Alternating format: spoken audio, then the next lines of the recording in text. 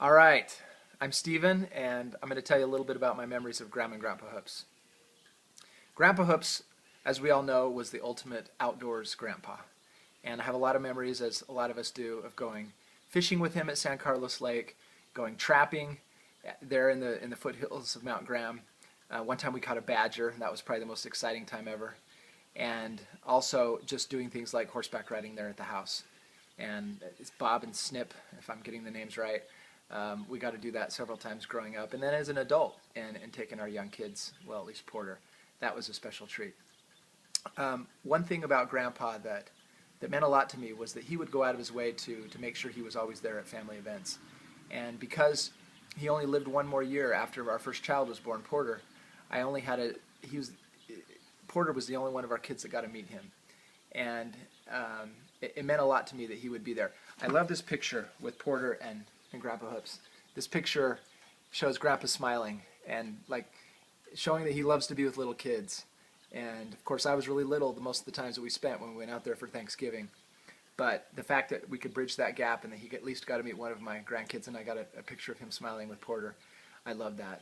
And it was neat to be living there in Arizona when he passed away and to be part of that. It was very special. Grandma Hoops has meant a lot to me my whole life, and as we all know, Grandma is extremely positive, has been, and she imbued in me confidence because she always told me how special I was and how great I was, and all these compliments that sometimes was uncomfortable to hear, but deep down it meant a lot. She wrote me just about every week of my mission and told me about what was going on in her life and always ended with, "You are so special, I'm so proud of you for what you're doing, blah, blah, blah." That stuff over time means a whole lot. One particular experience with Grandma, when we were living in California, I was driving across the bay to work, and I called her one time, and it may have been the first time I had called her while we were there, and I said, "Grandma, we're living here in the Bay Area, and it's great," and I kind of expected her to respond with, "I'm worried about you, though, because it's dangerous there. There's earthquakes, and it's far away from the family and the church there." I expected some of those worries. Instead, she surprised me by saying, "Stephen, I'm so proud of you and your family.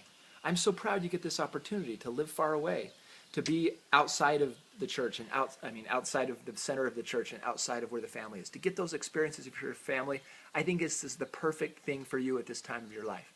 I was surprised to hear that, and it meant a lot, and it gave me more confidence to continue living there as long as we did, knowing that Grandma approved of what we were doing. I love you, Grandma. I hope you live to be over 100. I wish I could be there for this celebration. And I look forward, and our whole family looks forward to seeing you soon. Bye.